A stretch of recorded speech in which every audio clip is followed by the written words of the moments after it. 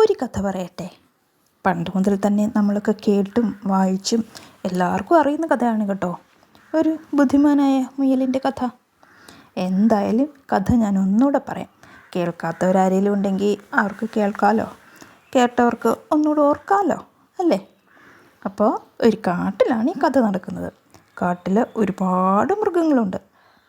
കാട്ടിൽ പിന്നെ മൃഗങ്ങളല്ലാതെ മനുഷ്യരാണോ ഉണ്ടാവുക അല്ലേ. ഈ മൃഗങ്ങളുടെ കൂട്ടത്തിൽ ഒരു സിംഹം ഭയങ്കര ദുഷ്ടനായിരുന്നു. തൻ്റെ മുന്നിൽ വന്നു പെടുന്ന മൃഗങ്ങളെയൊക്കെ കൊല്ലുന്നതും ഉപദ്രവിക്കുന്നതും സിംഹത്തിനൊരു രസമാണ്. എല്ലാ മൃഗങ്ങളും അങ്ങനെയൊക്കെ തന്നെയാണ്. അവരുടെ ആഹാരത്തിന് വേണ്ടിയുള്ള മൃഗങ്ങളെ കൊന്ന് തിന്നാറുണ്ട്. അതിപ്പോൾ സിംഹമായാലും കടുവയായാലും പുലിയായാലും കുറുക്കനായാലും ഒക്കെ അങ്ങനെ തന്നെ. അത് കാട്ടിലെ രീതിയും അങ്ങനെയാണല്ലോ. പക്ഷേ ഈ സിംഹം ഉണ്ടല്ലോ, അങ്ങനെയല്ല.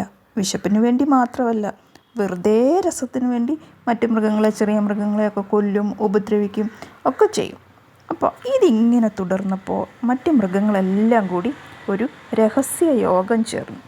എന്തിനാണെന്നോ, സിംഹം ഇങ്ങനെ മൃഗങ്ങളെ കൊല്ലാൻ തുടങ്ങിയാൽ തങ്ങളെല്ലാം ഒന്നൊഴിയാതെ കുറച്ച് ദിവസങ്ങൾക്കുള്ളിൽ തന്നെ ചത്ത് കാട്ടിൽ മൃഗങ്ങളൊന്നും ഇല്ലാതാകും എന്നുള്ള ആശങ്ക പരസ്പരം പങ്കുവയ്ക്കാൻ വേണ്ടിയിട്ടാണ് അവരങ്ങനെ ഒരു യോഗം ചേർന്നത്.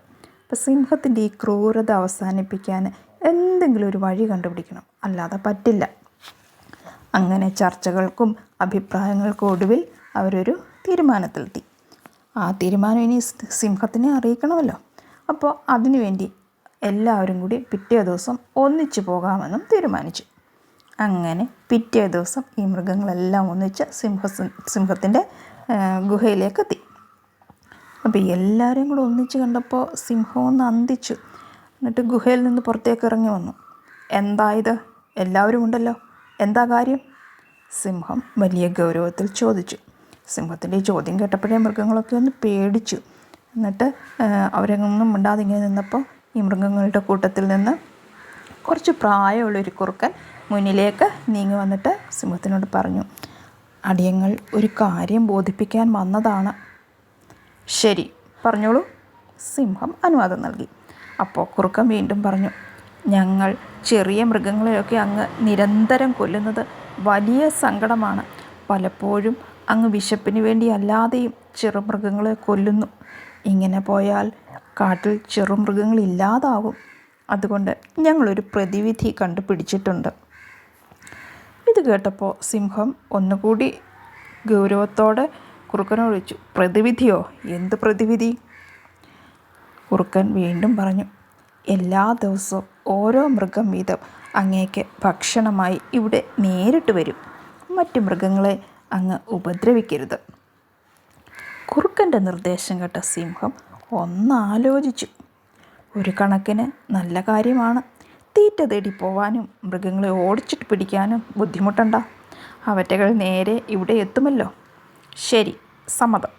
പക്ഷേ ഒരു കാര്യം, സിംഹം ഒന്ന് നിവർന്നു നിന്നുകൊണ്ട് പറഞ്ഞു, എല്ലാ ദിവസം ഉച്ചയ്ക്ക് കൃത്യമായി അന്നുള്ള മൃഗം ഇവിടെ എത്തണം. വൈകിയാൽ ഞാൻ അങ്ങോട്ട് വരും. പിന്നെ എനിക്കിഷ്ടമുള്ളവരെയൊക്കെ ഞാൻ പിടിച്ചു തിന്നും. സമ്മതിച്ചോ? സിംഹത്തിൻ്റെ ചോദ്യം കേട്ട് മൃഗങ്ങൾ പരസ്പരം നോക്കി. കുറുക്കൻ വീണ്ടും മൃഗങ്ങൾക്ക് വേണ്ടി സിംഹത്തിനോട് പറഞ്ഞു, സമ്മതം. അങ്ങനെ ആ ഒരു ധാരണയിൽ മൃഗങ്ങളും എല്ലാം പിരിഞ്ഞുപോയി. പിറ്റേ ദിവസം മുതൽ മൃഗങ്ങളുടെ കൂട്ടത്തിൽ നിന്ന് ഓരോ മൃഗം വീതം സിംഹത്തിന് ആഹാരമായി എത്താൻ തുടങ്ങി. ഒരു ദിവസം കുറുക്കൻ്റെ കൂട്ടത്തിൽ നിന്നാണെങ്കിൽ അടുത്ത ദിവസം മാൻ, അതിനടുത്ത ദിവസം മുയൽ, അങ്ങനെ ഓരോ ദിവസവും ആഹാരമായി തീരേണ്ട മൃഗങ്ങൾ പോകുമ്പോഴും വീട്ടുകാരും കൂട്ടുകാരും വലിയ സങ്കടവും കരച്ചിലുമാണ്. പക്ഷേ എന്തു ചെയ്യാനാണ്, പോയല്ലേ പറ്റൂ.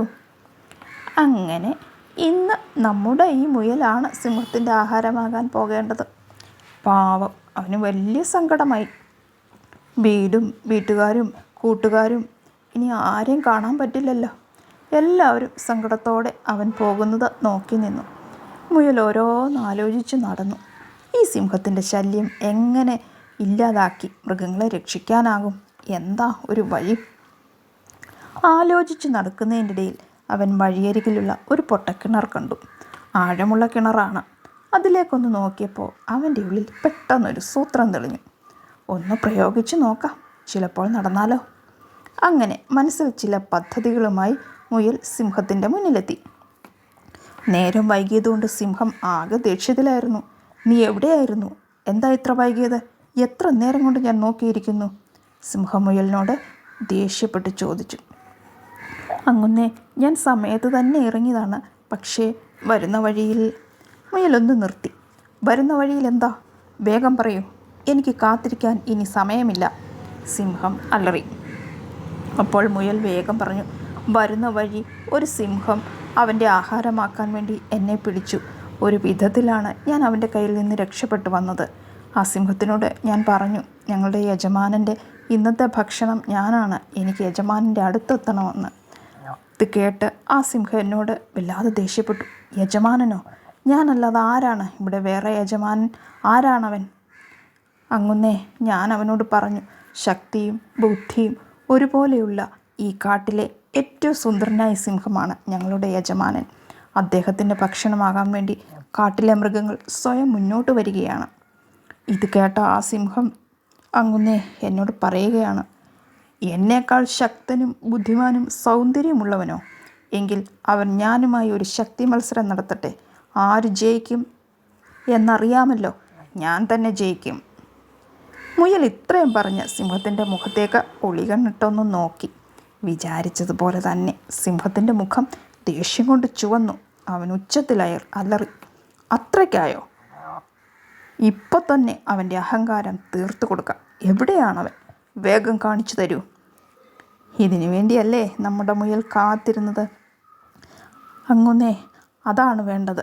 ഇപ്പം തന്നെ അവൻ്റെ അഹങ്കാരം നമുക്ക് തീർക്കണം. അങ്ങനെ മുയൽ സിംഹത്തിനെയും കൂട്ടി താൻ നേരത്തെ കണ്ട പൊട്ടക്കിണറിൻ്റെ അടുത്തേക്ക് കൊണ്ടുപോയി. കിണറ്റിൻ്റെ അടുത്തെത്തിയതും മുയൽ പറഞ്ഞു, അങ്ങുന്നേ, അങ്ങ് വരുന്നത് കണ്ട് ആ സിംഹം പേടിച്ച് ഈ കിണറ്റിൽ പതുങ്ങിയിരിക്കുകയാണ്. ഓഹോ, അങ്ങനെ അവനെ വിട്ടാൽ പറ്റില്ലല്ലോ.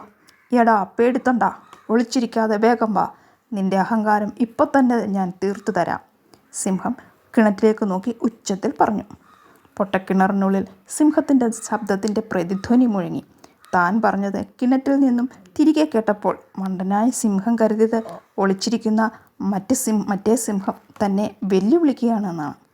ഓഹോ, നീ എന്നെ പേടിത്തൊണ്ട എന്ന് വിളിക്കാറായോ എന്നും ചോദിച്ച് സിംഹം കിണറ്റിലേക്ക് ദേഷ്യത്തോടെ എടുത്തു ചാടി. പൊട്ടക്കിണറ്റിലേക്ക് എടുത്തു ചാടിയ മണ്ടനായ സിംഹത്തിൻ്റെ കഥ അതോടെ കഴിഞ്ഞു. മുയലിന് സന്തോഷമായി. മുയൽ വേഗം കിണറിൻ്റെ അരികിൽ നിന്നും തൻ്റെ വീട്ടിലേക്ക് ഓടിപ്പോയി. കണ്ട വഴിയിൽ കാണുന്ന എല്ലാ മൃഗങ്ങളോടും ദുഷ്ടനായ സിംഹത്തിൻ്റെ കഥ കഴിഞ്ഞ കാര്യം പറഞ്ഞു. മൃഗങ്ങൾക്കെല്ലാം സന്തോഷമായി. അവർ മുയലിനെ അവൻ്റെ ബുദ്ധിയെ അഭിനന്ദിച്ചു. ഈ കഥ കേട്ടിട്ടുണ്ടോ? എല്ലാവരും ഓർക്കുന്നുണ്ടോ ഈ കഥ?